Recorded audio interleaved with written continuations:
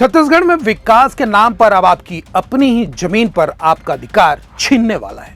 जी हां, आज हम बात करेंगे साय सरकार के उन ताजा फरमानों की जो कहने को तो सुधार है, लेकिन असल में आम आदमी और किसानों के लिए किसी मुसीबत से कम नहीं है।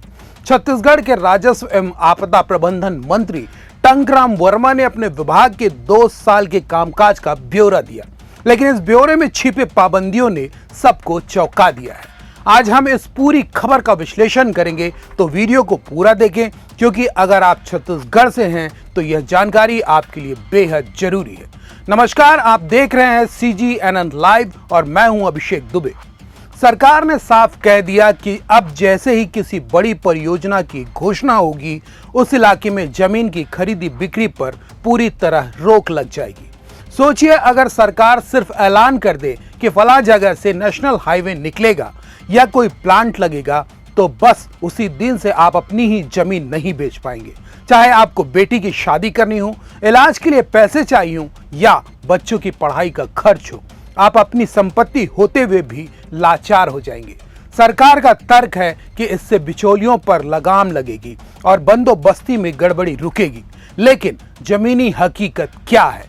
हकीकत यह है कि सरकारी परियोजनाएं सालों साल लटकी रहती हैं। घोषणा और काम शुरू होने के बीच कई बार 5 से 10 साल का वक्त लग जाता है। तो क्या इतने सालों तक किसान अपनी जमीन को सिर्फ निहारता रहेगा? यह फैसला सीधे तौर पर किसानों की आर्थिक आजादी पर हमला है।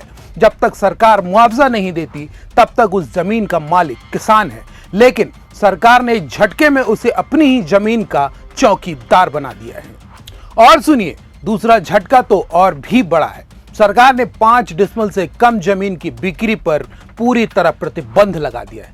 मंत्री जी कहते हैं कि इससे शहरी क्षेत्रों में विवाद कम होंगे और अवैध प्लॉटिंग रुकेगी। स्व नामांतरण की प्रक्रिया प्रारंभ हो गया है। भू अर्जन के दौरान छोटे टुकड़े पर अनधिकृत लाभ लेकर अधिक मुआवजा राशि प्राप्त करने पर रोक लगाया गया है। परियोजना हेतु आशय का पत्र प्राप्त होते ही संभावित क्षेत्र की भूमि पर विक्रय, विनिमय, बंटवारा इत्यादि प्रतिबंधित होगा, जिससे शासन को आर्थिक हानि नहीं होगी। जब भी कोई बड़ी परियोजना आती है तो उससे पहले भूमाफिया या कई लोग जमीन का टुकड़ा करते हैं। इससे सरकार को भी क्षति होती है और जो वाजिब किसान हैं उनको मुआवजे से वंचित हो जाते हैं। इसको ध्यान में रखते हुए सरकार ने ये संशोधन लाया है। लेकिन जरा उन गरीब और मध्यम वर्गीय परिवारों के बारे में सोचिए, जिनका सपना सिर्फ एक छोटा सा घर बनाना होता है। आज के दौर में जमीन की कीमतें आसमान छू रही हैं। एक गरीब आदमी 5 डिसमिल से ज्यादा जमीन कैसे खरीदेगा? यह फैसला अमीरों और बड़े रियल एस्टेट कारोबारियों को फायदा पहुंचाने वाला लगता है। अब छोटा आदमी ना तो छोटी जमीन खरीद पाएगा और ना ही कोई अपनी छोटी जमीन बेचकर अपनी जरूरत पूरी कर पाएगा। यह सीधे तौर पर गरीबों को शहर से बाहर खदेड़ने की साजिश जैसा प्रतीत होता है। बड़े बिल्डर तो बड़े प्लॉट खरीद लेंगे, लेकिन आम आदमी कहां जाएगा? सरकार का कहना है कि हाउसिंग बोर्ड की जमीन अब सरकार के बजाय बोर्ड के नाम पर होगी। चलिए इसे एक पल के लिए सही मान भी लें, तो भी भू आधार कार्ड और डिजिटलाइजेशन की आड़ में जो शिकंजा कसा जा रहा है, वो डराने वाला है। मंत्री जी ने कहा कि जमीन के विवादों को सुलझाने के लिए अब अधिकार तहसीलदारों को दे दिए गए हैं, जो पहले उप जिलाधिकारी के पास थे। कहने को यह काम में तेजी लाएगा, लेकिन क्या हम नहीं जानते कि तहसील स्तर पर भ्रष्टाचार की जड़ें कितनी गहरी हैं? आम जनता को अब न्याय के लिए स्थानीय स्तर पर और ज्यादा चढ़ावा चढ़ाना पड़ सकता है।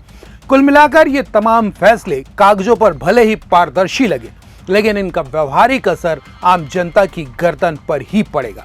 बड़ी परियोजनाओं के नाम पर किसानों की जमीन को फ्रीज कर देना और छोटे भूखंडों की बिक्री रोककर गरीबों के आशियाने के सपने को तोड़ना, क्या यह सही है? क्या यही सुशासन है? सरकार को यह जवाब देना होगा कि आखिर इन फैसलों से जनता का भला हो रहा है या फिर बड़े कारपोरेट्स और रसूखदारों का रास्ता साफ किया जा रहा है।